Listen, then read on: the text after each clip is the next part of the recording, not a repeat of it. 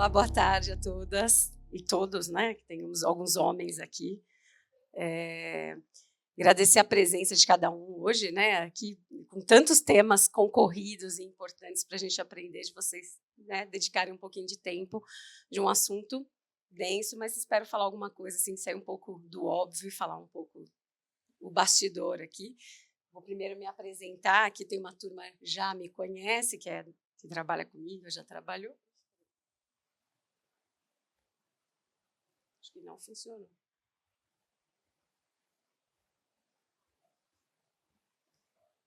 Acho que não está desligado. Você passa aí? Sou Vanessa, sou advogada. Hoje atualmente eu sou diretora de operações da Rio Bravo.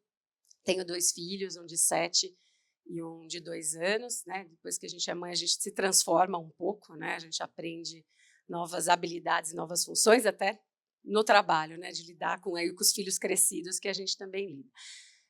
Minha formação, né, como eu disse, sou advogada, eu fiz a faculdade de São Francisco, né, eu falei que aqui até muito familiar, que é São Francisco, data mais ou menos da mesma época, o mesmo tipo de mobiliário, então me senti um pouquinho em casa falando aqui para vocês.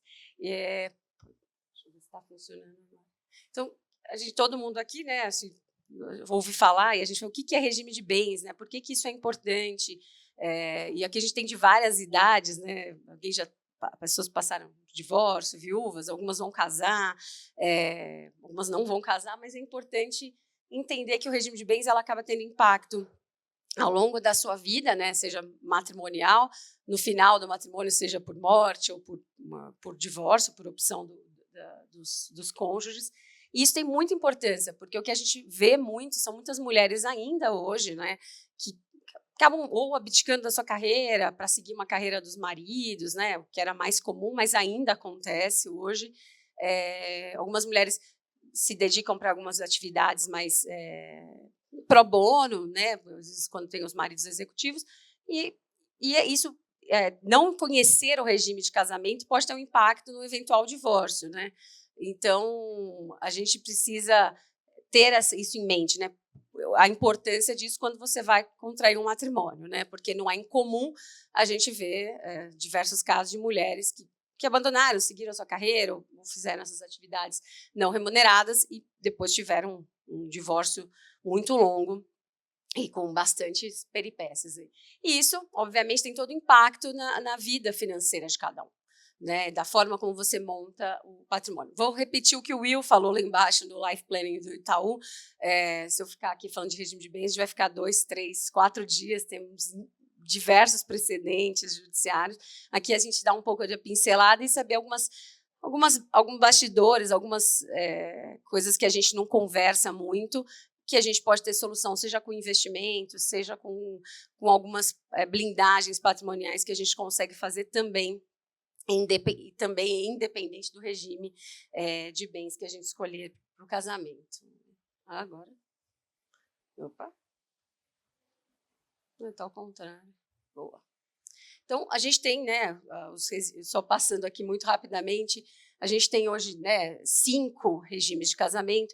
Esse da separação obrigatória, ele foi reconhecido como inconstitucional em 2024. O que era esse regime, né? As pessoas com mais de 70 anos se casassem, isso foi uma mudança no Código Civil lá do Estatuto do Idoso, do começo dos anos 2000, ela obrigatoriamente tinha que casar sob o regime de separação total de bens.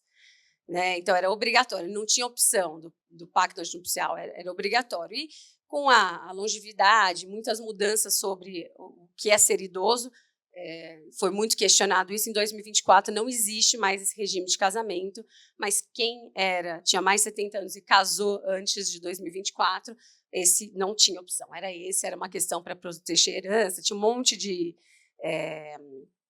justificativas no projeto de lei, mas o STF entendeu que realmente ainda a pessoa está, né, ela tem opinião, ela tem decisão, ela está no melhor juízo, ela pode sim escolher, não faz nenhum sentido obrigar a lei a dar essa solução tão dura, porque tinham casamentos que valiam a pena pelo entendimento lá do STF.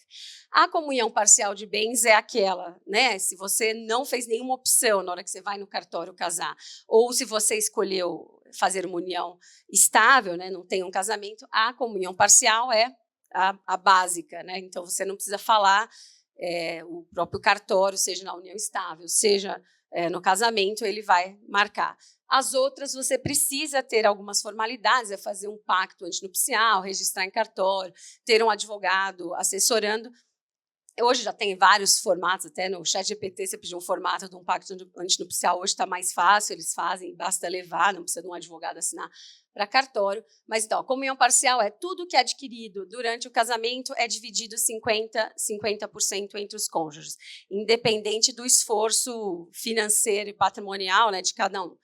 Não comunica herança, doação, com cláusulas de incomunicabilidade, outras coisas. Então, esse é o regime mais comum aqui no Brasil. Aí a gente tem a comunhão universal de bens, que até 77 era o regime básico, no qual comunica tudo. Independente se você tinha aquele bem antes ou contraiu durante o casamento, os cônjuges vão dividir 50%. Aí você tem a separação total de bens, né, que tem sido muito comum, porque você não tem comunicação nenhuma de patrimônio. Embora há alguma discussão sobre aquele esforço comum do casal, se contribuíram para ter uma casa, um barco, ou qualquer coisa que seja, como que você vai dividir isso?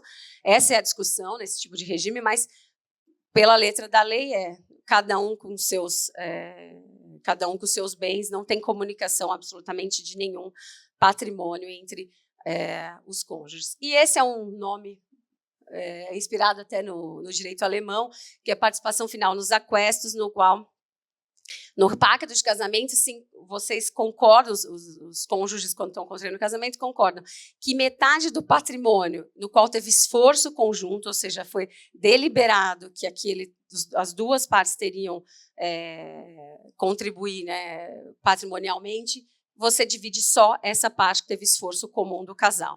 Esse é muito raro, esse regime de bens, a gente vê muitos advogados recomendando, mas ele é muito difícil no divórcio, você ter essa marcação do que teve contribuição, então ao longo da vida ele acaba sendo um regime muito ruim, seja quando há morte ou no próprio divórcio.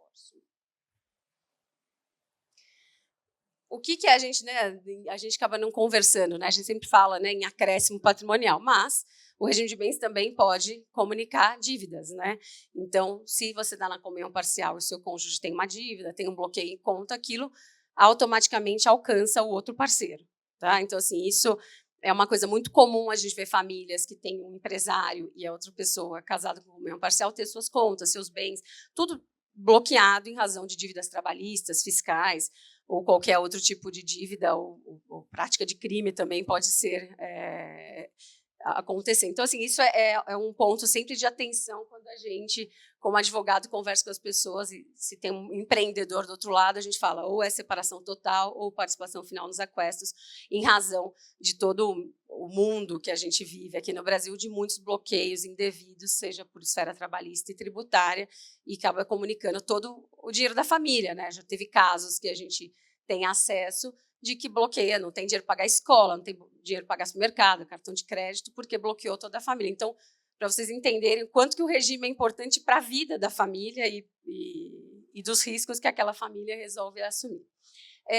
Na comunhão universal, então, se imóveis mesmo de herança anteriores ao casamento também dividem, então, ou seja, é uma sociedade total e irrestrita, né? Então, com o parceiro ou parceira, tudo é dividido, herança, doação, tudo, e aquilo também que é contraído de comum acordo. A questão que eu te falei, né, já até adiantei, da separação total. O que foi esforço comum? Né? Então, tem um precedente muito longo, que virou até uma súmula do STF, que era um caso de uma artista plástica e um executivo de carreira, essa artista acompanhou ele, eram casados na separação total de bens, e ele levou todos os bens e deixou ela praticamente assim, sem ter onde morar, ela não tinha preocupado, sempre confiou muito no marido. Isso virou até uma súmula de difícil interpretação, no qual você tem que definir se teve esforço, ainda que não financeiro, se abdicou da carreira, se acompanhou aquele parceiro ou parceira para viajar em outros lugares, para dar aulas para ser executivo, que aquilo sim devia ser dividido. Então, foi um entendimento do STF, inicialmente favorável às mulheres, né? Na época não tinha casamento homoafetivo, mas que é muito comum, que eu falei, né, ainda acontece. Eu tenho uma grande amiga que é brilhante, o marido virou executivo de uma empresa em Hong Kong, ela é advogada, ela está lá há 2 anos acompanhando ele. Ela deixou toda a carreira no Brasil, sócia de escritório. Então, ainda acontece isso. Algumas vezes as mulheres que têm acesso fazem, né, mesmo na separação total, fazem algum adendo sobre que determinados bens deveriam ser divididos ou deveriam ser atribuídos a um dos cônjuges, né, durante a vigência do casamento, mas é a minoria. A maioria das pessoas só pensam nisso na hora do divórcio, né? E, geralmente, da pior forma possível que passam isso. E uma coisa também comum, as pessoas, eu fiz um pacto nupcial. Aí eu sempre falo essa pergunta, mas você registrou no cartório de imóveis? Olha só, o pacto nupcial tem que ser registrado no cartório de imóveis. Claro que quando você vai fazer o casamento, eles te orientam se você tem, mas alguns cartórios, em algumas cidades, né, aqui em São Paulo é muito comum orientar, não orientam. E a pessoa levou num cartório de notas ou num cartório de qualquer registro, fez só uma lavratura pública, isso não tem efeito, não é uma formalidade. Então, também é outra coisa que a pessoa, eu estou tranquila, eu tenho pacto nupcial. Você fala, mas você levou a registro o seu pacto nupcial? Nossa, eu tinha que registrar, achei que só deixasse aqui na gaveta. Claro que isso, num divórcio, é boa-fé entre as partes, mas, né, se for um divórcio que tem litígio, né, mais um ponto para outra pessoa apontar e efetivamente falar, não quero deixar nada para essa pessoa, se teve traição, alguma coisa que não resolveu bem do casal, é muito comum esse tipo de briga. Se não está registrado o pacto nupcial, cara, tudo é meu, você não tem direito a nada. Então, a gente também é uma dica que a gente sempre fala, leve a registro, não deixe arquivado em casa, ainda que com assinatura, hoje com o certificado digital, com reconhecimento de firma, porque é só uma presunção de boa-fé entre as partes, mas aquilo não tem efeito nem perante banco. Então, numa questão de dívida ou tributário de execução, se não está registrado, o banco também pode vir ao cônjuge, porque, lembrando, se eu não registrei o pacto nupcial, meu regime é de comunhão parcial de bens. Então, ou seja, divide tudo. Então, esse é sempre um roteiro, né? Você tem sempre um roteiro para o casamento, que é muito importante. E as mulheres também, a gente, né, tendo mais autonomia financeira e independência, é importante para a gente também, porque hoje acontece o inverso, as mulheres que contribuem mais para casa, os homens menos, e num divórcio, muitas vezes as mulheres abrem mão de parte do esforço que elas fizeram, porque não se preocuparam com isso lá atrás, durante o casamento, né? Porque, vamos lá, o regime de casamento pode ser mudado ao longo da vida. Então, se você casou com regime de comunhão parcial, você vai em juízo, você justifica, precisa de uma decisão que é relativamente fácil, né? Na vara de registros públicos, qualquer cidade tem, você vai lá, você pega, justifica, se ambos estiverem de comum acordo, é só uma decisão judicial, você vai lá no registro civil e faz uma retificação na sua certidão de casamento sobre o regime de casamento. Então, isso foi uma mudança em 2002 e foi muito bem recebida, porque muitas vezes as pessoas, quando casam, né, você é jovem, você está apaixonado, você também não sabe o que vai ser da sua carreira, se vai ter esses riscos, né, que a gente tem aqui no Brasil de contaminar patrimônio, as pessoas não tinham essa opção. Hoje, então, você vai até lá, você registra e faz tudo isso muito rapidamente, tem até um pedido que isso seja feito direto em cartório, de comum acordo, mas ainda você tem que passar pelo juiz, mas é relativamente rápido, e se não tiver filho menor, mais rápido ainda, porque aí você não precisa ouvir o Ministério Público e todo o trâmite quando você tem filhos menores. Mas aí eu preparei, tive aqui a ousadia de tentar preparar um checklist aqui do que a gente deveria olhar. Então, avaliar o perfil financeiro e seus objetivos de vida, né? Então, a gente também tem segundo, terceiro casamento. Então, hoje virou muito comum quando a pessoa já mais velha, mais experiente vai né, ter um relacionamento de novo, ela fazer o contrato de namoro, né, que ficou famoso, né, que saiu de um monte de revista e jornal, a gente chama de contrato de convivência, no qual você pode regular que não há comunhão, né, dos bens, você leva a registro. Isso também tem a validade de um pacto antinupcial, o mesmo efeito de separação total de bens. E lembra, né, para a união estável, não precisa morar na mesma casa, tá? Para reconhecer a união estável, ainda que as pessoas morem em casas diferentes, mas tenham aquele relacionamento longo, ele é muitas vezes reconhecido pelo judiciário como união estável. Então, eu sempre consultar um advogado antes de casar, né? Eu brinco que nos anos 90 tinha um adesivo em todos os carros, não tinha? Consulte sempre o seu advogado, não tinha um da OAB, então esse continua valendo uma máxima. A gente vive um ambiente de leis muito complexo e é sempre importante olhar o advogado. Eu vou fazer aqui meu lobby, né, dos advogados. O pacto nupcial, o contrato de convivência, como eu disse, registra em cartório, é uma burocracia, uma formalidade. O custo não é alto, mas é muito importante, né, senão ele não tem validade. E ao longo da vida, né, vamos reavaliar, né, ter aquela conversa entre o marido e a mulher. Eu mesma, né, eu casei lá atrás com comunhão parcial, eu estou num processo para mudar para separação total, porque na época eu era advogado, meu marido é advogado, né, que um depoimento. Hoje eu tenho funções executivas na Rio Bravo e eu passo a ter um risco de ter os bens do meu marido também bloqueado. Então, foi um comum acordo nosso de fazer essa migração.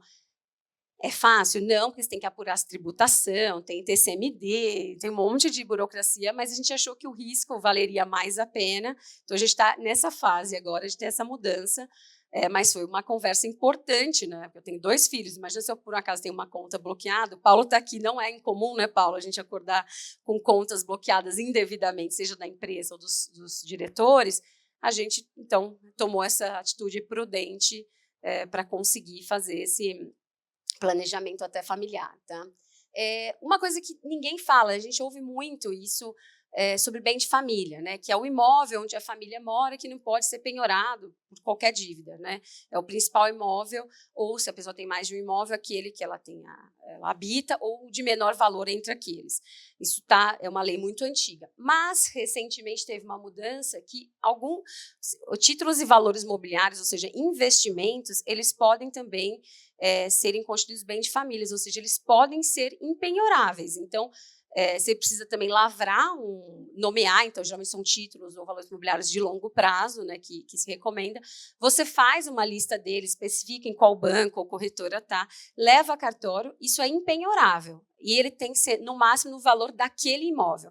Isso quase ninguém fala, é um negócio super fácil de fazer e protege bastante numa situação de que a pessoa quer empreender, ela sabe os riscos que ela vai assumir, mas ela está exposta. Então, você pega um título do Tesouro, que geralmente eles são de longo prazo, você registra em cartório, no máximo no valor do seu bem. Se chegar alguém, quiser bloquear a corretora, etc., não pode bloquear aquilo. Você comunica a sua corretora, né, que você constituiu aquele documento, ele fica gravado como impenhorável e você pode, numa dor de barriga dessas que acontece, às vezes, de bloquear a conta, vender aquele ativo para pagar as contas do dia a dia. Então, mesmo na constância do casamento, esse é um cuidado que a gente quase ninguém usa. Eu falei, é uma novidade, assim, mas já tem mais de 10 anos da mudança da lei, super simples de construir e que não se fala disso, né? Então, é uma forma até de planejamento patrimonial e sucessório da família. E, né, fundos de previdência, aqui pensando mais, né, no caso de falecimento de um dos parceiros, né? E o fundo de previdência não vai para inventário, ele vai direto para os beneficiários que estão lá. Aí, outra dica. Quando você for beneficiário, nunca coloque menor de idade, porque se você falecer e tiver o nome de um menor de idade, aquele bem vai ficar bloqueado e só vai poder movimentar com a autorização do Ministério Público. Então, mais um cuidado, coloque no nome do seu parceiro ou parceira, de um irmão que você confia, de um tutor, de alguém que você confia muito, para realmente ser o dinheiro para aquele momento que tem inventário, que os bens não são movimentáveis. Esse dinheiro aqui vai direto para a conta dos beneficiários sem passar por inventário. Então, é uma coisa muito importante de se fazer, de deixar uma parte do patrimônio em fundo de previdência, seja pelas rentabilidades, que são muito boas, mas no caso de falecimento, você tem os recursos mínimos. Tem gente que faz, põe na previdência o custo de um ano da família e coloca no nome do marido, não só de uma pessoa só, porque você morre num acidente de avião, você e seu marido e os filhos ficam, coloca no nome da mãe, dos irmãos, etc. Então, tem toda uma estrutura dentro de previdência que é muito útil. Então, vários casos que a gente ouve realmente de mulheres que foram assim beneficiadas por isso, né? A lei permitiu ter esses valores. Tem alimentação, obviamente você não pode pôr todo o seu patrimônio em fundo de previdência, aí por uma questão sucessória de herança, mas você poderia colocar até 50% da sua legítima, vamos dizer assim, dentro de fundos de previdência para ir para os seus herdeiros. Então, mas não coloque em nome de menor, né? Essa aí é só por uma questão de agilidade mesmo, não você também vai ficar com o bem indisponível até o Ministério Público, basicamente vai andar no mesmo passo do seu inventário. Então, assim, aqui é mais aquele roteiro para a gente sempre guardar em mente quando a gente tiver assim, nessas situações. E tiver planejando nosso investimento, né? A gente está todo mundo aqui, né, falando de investimento, de todos os tipos de investimento, então a hora que a gente estiver planejando, é sempre importante a gente planejar também, a hora que a gente não estiver aqui, ou que o parceiro não estiver aqui, como que vai ser aquela vida da família. Então, o Fundo de Previdência é super, super importante. E aí, como para a gente finalizar e abrir para perguntas, porque é bom que o público aqui é pequeno, a gente consegue fazer um bate-papo, regime de bens é uma ferramenta de proteção, não é assunto, você quer fazer separação de total porque você quer divorciar, aqueles papos que sempre surgem.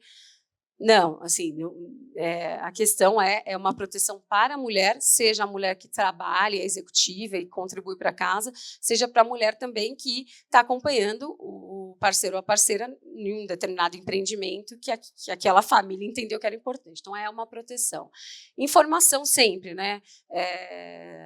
É a arma mais importante que a gente tem, e toda hora buscar, esclarecer, ter sempre alguém, né, um advogado, alguém muito de confiança para se informar. Hoje, então, com o chat GPTs da vida, inteligências artificiais tem muita informação boa, rápida e compilada e confiável de bons advogados e bons escritórios. Então, mulheres bem informadas tomam decisões melhores, essa é a verdade, né? E não terceirizar essa opinião para ouvir só seu marido ou só sua mulher. É importante você ter a sua opinião, né? E aquilo ser parte do seu projeto de vida mesmo, e ter a sua autonomia financeira, né? Acho que esse é o grande mote hoje que a gente já tem, né, nos últimos 20 anos, e ter autonomia financeira. As mulheres, elas hoje, né, a gente já é a maioria da bolsa, investimos mais de longo prazo, com menos riscos, e as rentabilidades das carteiras femininas tendem a ser melhor do que as masculinas, por um perfil da mulher ser sempre o porto seguro da família, né? Então, ainda temos essa herança cultural, demoraremos anos ou nunca tiraremos isso, mas as mulheres que tomam decisões melhores de investimento. Então, deveria ser ao contrário. Muitas famílias, a decisão de investimento fica com o marido, seria bem melhor se ficasse com a mulher, né? Porque a gente tende a ser mais organizada, conservadora, mas, ao mesmo tempo, entendendo e mais preocupada com o longo prazo, né? Acho que esse é o papel feminino aqui que a gente tem, importante. Mas, assim, trouxe muito resumidamente, porque senão eu falei, ficaria com uma aula de direito, falando de regimes de bens, mas abri para perguntas. Se alguém quiser contribuir com alguma coisa, fiquem à vontade. Você falou sobre a mudança do regime que pode ser feita durante o casamento, mas aí como que funciona? Partilha os bens, por exemplo, casou-se com comunhão parcial e aí quer ficar total, no seu caso, separação total. Partilha-se os bens nesse momento e aí daqui para frente... Isso mesmo, você tem que, como se fosse um divórcio, vamos chamar assim. Então, todos os bens daquela família, né, contribui depois da data, exceto herança, né, que não entra na comunhão parcial. Então, você paga todos os impostos, e a partir daquele momento, né, daquela sentença do juiz, né, que você leva para registro no registro de casamento, lá na certidão de casamento, a partir daquele momento você está com um novo regime. Então, você já pagou toda a tributação. Falei assim, é um perrengue, né, essa verdade, tem custos, né, mas a depender vale a pena, né. Acho que esse é e também isso, assim, hoje é muito mais fácil do que já foi no passado, porque, assim, até a própria Receita Federal, as secretarias da Fazenda tinham algumas dúvidas de alíquota que se aplicavam, mas agora isso é bem mais rápido. Os próprios juízes já têm lá os modelinhos e é bem rápido. Mas, sim, tal como se fosse um divórcio, tá?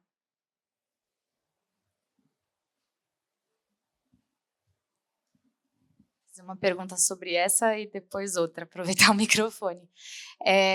Quando você fala os impostos, não inclui o ITCMD, porque nesse caso que ela trouxe, a mulher, os cônjuges são meeiros, não tem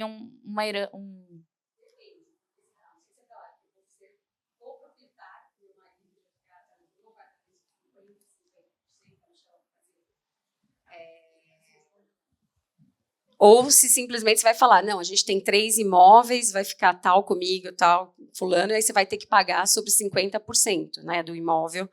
Essa que é a questão, porque você vai transferir a titularidade. Então, é um registro. É que é ITBI, né, aqui que você vai ter, não é o TCMD. Porque é a transmissão interviva, é ITBI. Aí você tem o ITBI daquela parcela, né? Você tem, geralmente está no nome dos dois, né, casados, e aí você vai ter 50%. E aí você tem que fazer um inventário mesmo de todos os bens da família, e aí no carro não tem, né? Porque não é doação, etc. Mas imóvel, basicamente, é onde. E se tem investimentos, você vai resgatar, né? Não sei, tem famílias que têm uma conta da família em nome dos dois com investimentos. Aí, se você tiver que resgatar todos, você vai ter a tributação ali, né? Então, se fosse a comunhão universal, os dois seriam menos e os custos seriam mais de cartório, de registro, é isso? Também tem ITBI? Ah, tá. Então, a minha próxima pergunta era, eu fiquei bem interessada na questão que eu realmente nunca tinha ouvido falar de bem de família sobre valores imobiliários. E aí é uma primeira pergunta, você consegue registrar mais de um bem como bem de família? Não. Ou é o imóvel. Um imóvel e um investimento.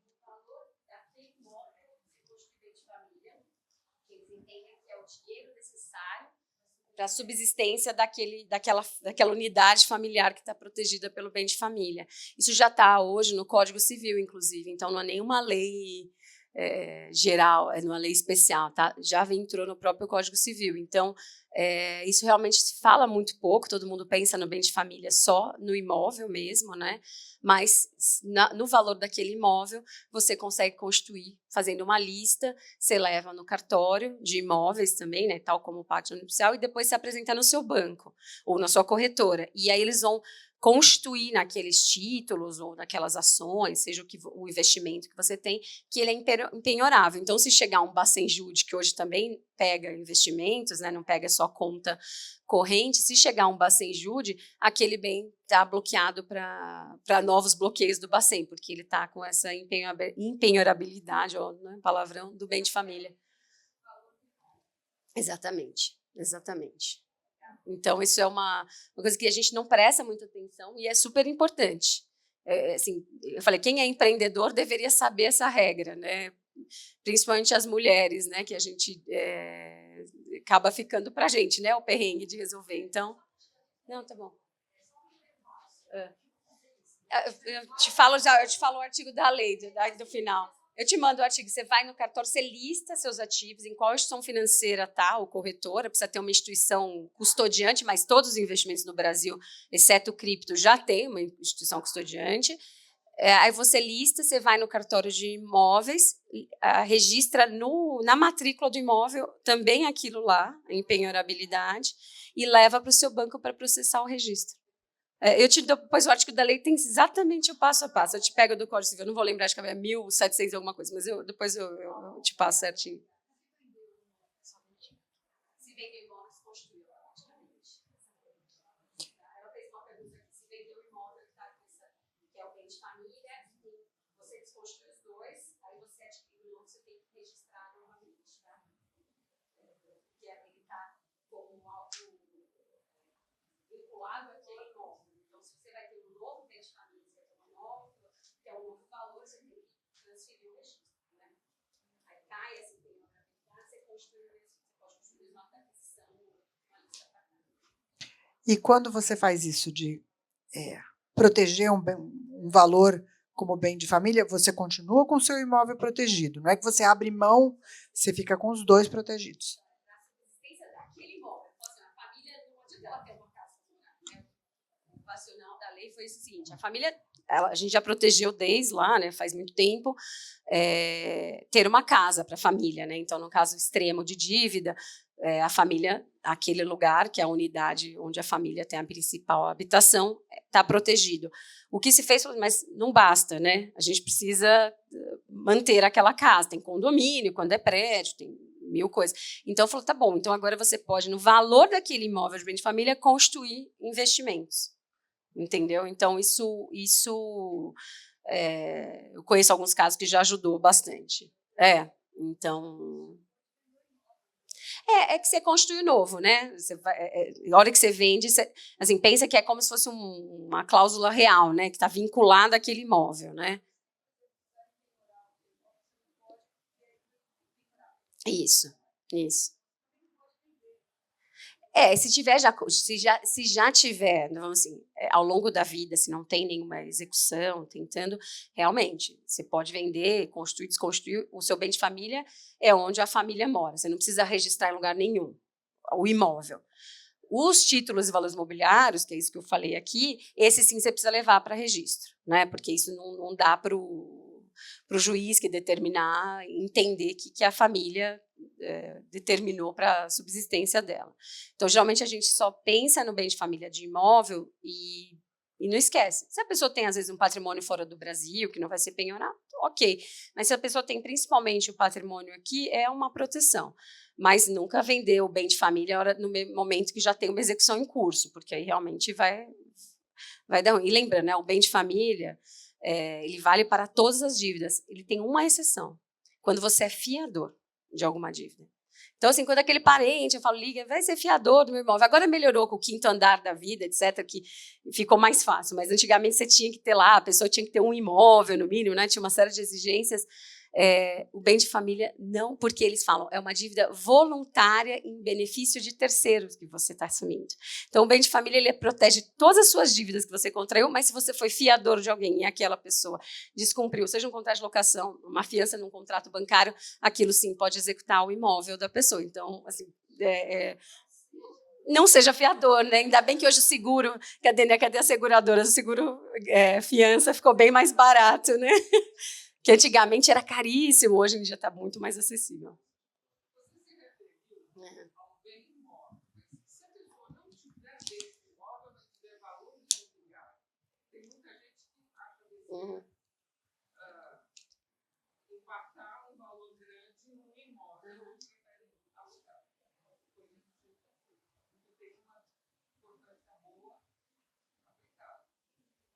A lei fala que tem que estar vinculado ao imóvel que é da propriedade daquela família.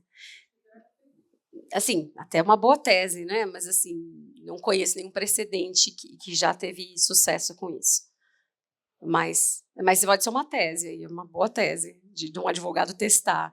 Mas, hoje em dia, a lei fala assim, o Código Civil, né, prevê o bem de família, o imóvel, e aí é um parágrafo daquele artigo. Para garantir a manutenção daquele imóvel, você pode ter uma lista de ativos financeiros custodiados em uma instituição financeira, registrados também no cartório de imóveis, entendeu? Então, assim, a lei é bem clara, então, mas é uma boa tese, né? Não, quem não tem imóvel próprio não tem essa possibilidade, com certeza. É que eu acho que não sabe, né? Porque você está destinando um pedaço do seu patrimônio, né? O imóvel, sei lá, você sabe que tem o valor, está na escritura. Valores imobiliários, está mudando a sua carteira, né?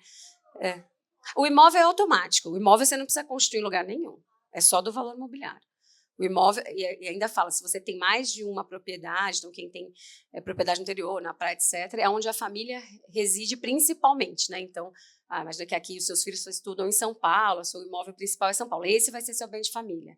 Você não vai poder escolher o de maior valor, exceto se for o que você também mora, né? Então, mas esse é automático, não precisa construir em lugar nenhum, só se você quiser travar um pedaço dos seus investimentos para garantir aquele bem de família, para bloquear de penhor, né, de penhor. Outra pergunta?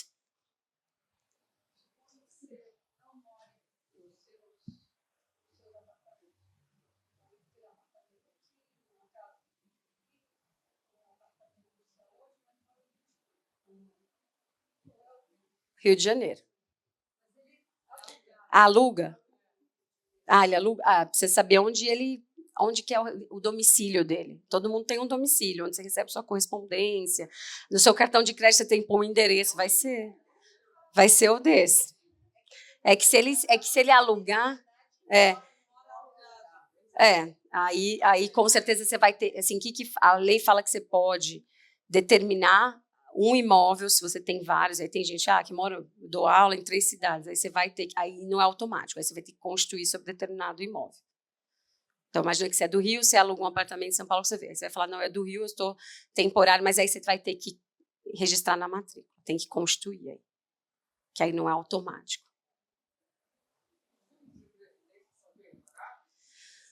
Não, ainda não. Mas eu acho que é uma questão de tempo só.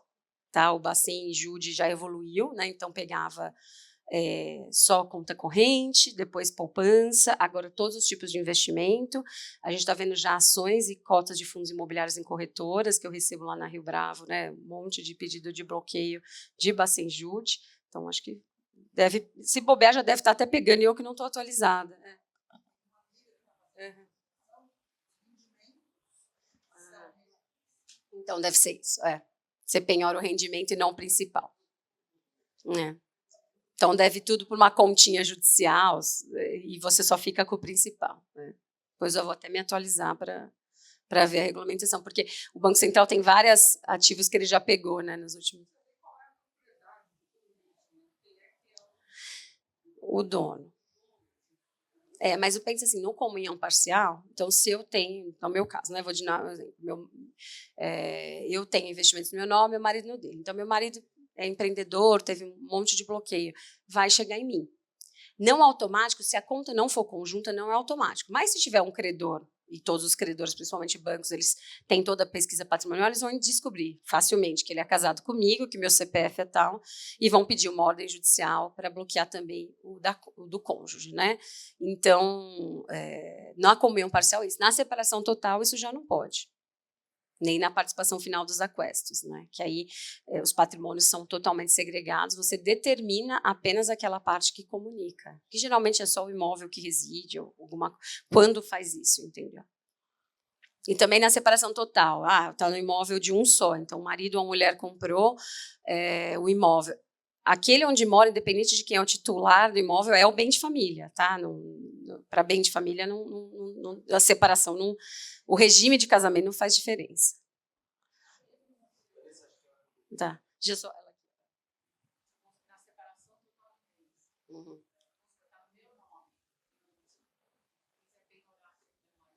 Não, na separação não. Eu falei o bem de família. Aí o bem de família tá.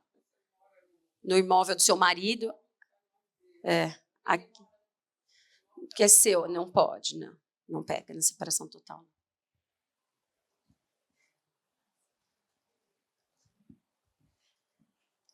Tá sendo bem esclarecedor, parabéns.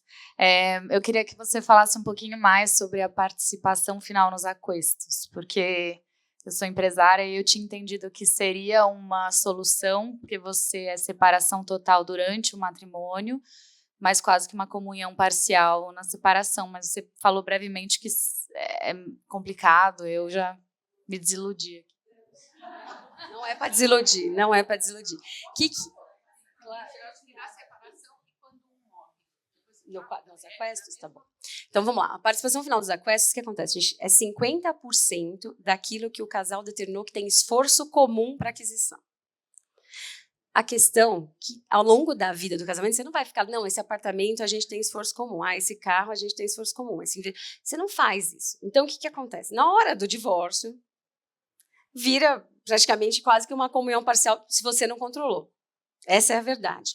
Mas se você está bem assessorado, tem um advogado e você vai tendo aquilo, ainda que seja uma planilha do casal, não precisa ser nada registrado, mas que você tenha aquilo, né, que os dois concordaram que aquilo funciona. Então, assim, tem que ter um controle. Mas, assim, a separação total é mais fácil, porque, cara, cada um tem seu bem. Se os dois trabalham, mais fácil ainda. Dura quando um depende financeiramente do outro, a separação total. Aí eu falei, aquela súmula lá do STF, que é difícil, super de aplicação, a súmula para saber o que aquela pessoa contribuiu, e geralmente, até hoje, historicamente, as mulheres ficaram muito expostas nessas situações. Mas a participação dos aquestos exige, eu acho um excelente, é o melhor regime de casamento, só que ele exige um controle. Né? Então, um controle de ambos. Então, assim, esse é um ponto que você perguntou na morte, né? Na morte, como qualquer, vai pegar aquele bem do esforço comum e vai separar. Então, assim, que é o famoso quem meia não herda, aqui vai ser quase que um meieiro, como da comunhão parcial, mas sobre aqueles bens que tiveram esforço comum para aquisição. Aí vai só para, por exemplo, separação total vai só para os herdeiros, né? Não vai para o cônjuge. Isso, na separação, ele herda, tem lá as questões, mas você não meia, porque na comunhão parcial, 50% do patrimônio é seu, e depois você entra, e 50% dos herdeiros. Tem a linha sucessória lá de herdeiros. Na separação total, só vai para herdeiro, né? Aí a mulher tem lá, mas se tiver filhos, etc., você está competindo, ou seja, você está dividindo o seu patrimônio igualmente com os outros herdeiros, né? Porque no comunhão parcial você fica com 50, pensa assim, e você entra na sucessão também do cônjuge. Na separação total, você só entra na sucessão com todos os herdeiros. Então, se tiver 4, 5 filhos, você vai ser o sexto a dividir, né?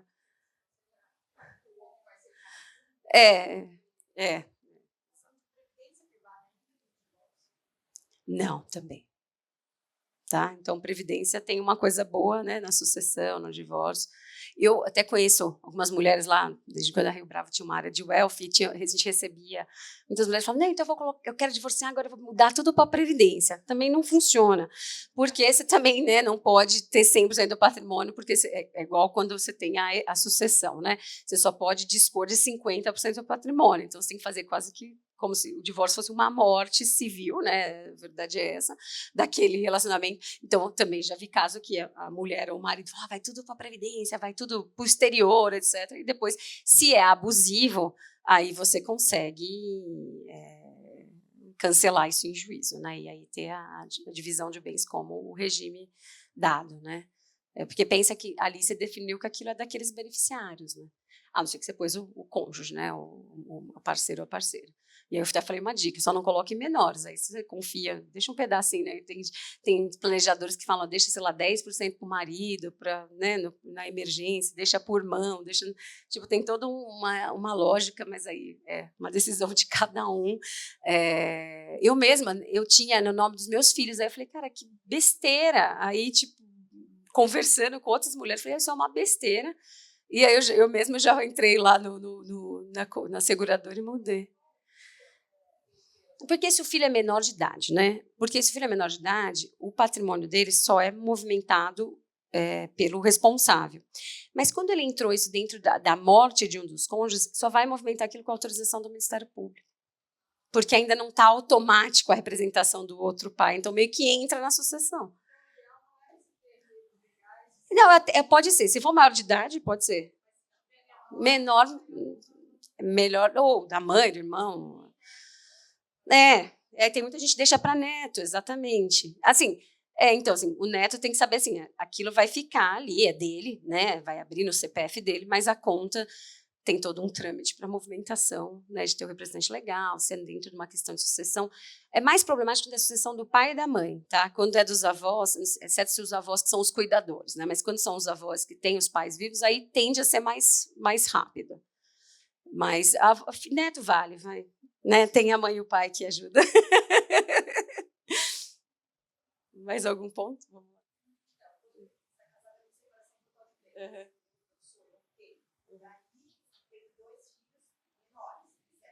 Uhum.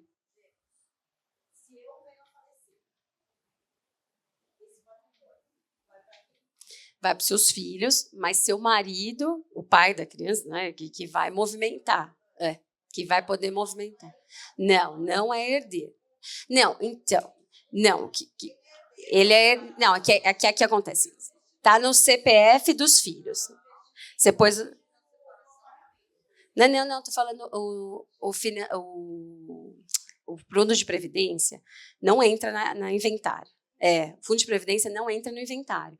E se está no nome dos menores, seu marido que vai movimentar. Ele que vai movimentar. O que acontece? No primeiro momento, é comum os bancos, como está num processo de sucessão, quererem esperar o inventário, porque é menor. Se é maior de idade, está no seu marido, sua mãe, etc., ele vai lá, já tem o CPF dele, ele está com a conta dele aberta, ele saca o dinheiro no dia seguinte. O menor, quando é sucessão e é morte de um dos pais, é conservador dos bancos e é comum esperar, porque você vai ter que abrir documento, aí vai falar, um dos pais, né, o falecido, ainda não tem o inventário, então é uma questão que vai demorar para ter regularização daquela movimentação. Não é que entra no inventário, é só uma burocracia porque faleceu um dos representantes, um dos pais, né? Sim. Sim, exatamente. Nesse caso que entra. Então, a senhora está totalmente certa. A separação total, o cônjuge é herdeiro, não é meiro, é a previdência, aí você tem a questão do... Não entra no inventário, mas os menores de idade é uma precaução que os bancos tomam, não é nenhuma obrigação legal, mas é um cuidado, né? Assim, você não conhece, então ali dá uma travada quando é menor de idade. Realmente demora um pouquinho. Não, separação... Não, tranquilo. Isso é só na morte, porque um dos representantes daquela criança, eles acreditam que tem um inventário em andamento, e aí você tem que esperar o Ministério Público, aquilo foi abusivo, foi um planejamento abusivo ou não. Aí você pode entrar num monte de seara que a gente, advogado, é bom de inventar. Mas na separação não tem problema, e durante a vida não tem problema. Tudo bem. É o que eu fiz, eu deixei um pedaço no meu marido, 50% do meu marido, é um pedaço dos meus investimentos que eu deixo lá, e 25% para cada um dos meus filhos. Funciona. Porque aí, se você tiver isso casado com seguro de vida, né, alguma coisa, aí você tem, naquele momento, você tem o dinheiro disponível, né? Que inventários, há inventários, tem inventários que duram anos, né? Inventários que duram 30 dias. Hoje, se você não, mesmo com um filho menor, se você tem tudo certinho, não tem nenhuma disputa, 40, 50 dias você tem o inventário finalizado. Se não tem filho menor, você vai no cartório com um advogado, você tem o inventário pronto na hora. Então, não tem problema. Mas tem inventários que aí aparece um filho distante, aparece, sei lá, N coisas que a gente acha que acontece só em novela, mas não é só em novela. Então, eu tive um caso agora recente de um grande amigo que o pai faleceu, e ele era filho único, e obviamente, como sempre, né, na hora lá, meio novela, apareceu um irmão, que ele não conhecia já, ele tem minha idade, 40 e tantos anos, apareceu um irmão de 20 anos. Aí, aquele monte de coisa, etc. E aí, imagina, mexeu com aquela família inteira, com todo o planejamento que o pai tinha feito, não funcionou, o pai dele era bem organizado, tinha um testamento, então o testamento funcionou, estava tudo, mas a outra parte, nossa, está sendo ainda uma confusão, porque esse herdeiro que não era reconhecido, né, tinha o registro, mas não era conhecido da família, ele agora questiona toda a venda dos bens, tudo. Então, assim, é meio comum, assim, quem lida com direito de família, ter um monte de exemplo aí do caos que pode ser um inventário. Então, a gente sempre tenta... pode ser. Em famílias que você vê, né, que você anda... Esse imóvel que está parado, aí a gente vai procurar, e aí você fala, putz, do inventário que está há 50 anos, há 40 anos tem caso. Então, é sempre uma preocupação. Mas espero ter contribuído com vocês. Quem quiser bater um papo, eu vou te falar o artigo do Código Civil. Estou super à disposição, né? Está lá no meu LinkedIn, é Vanessa Faleiros, mas também quiser depois pegar meu contato, fiquem à vontade. Tá bom? Obrigada.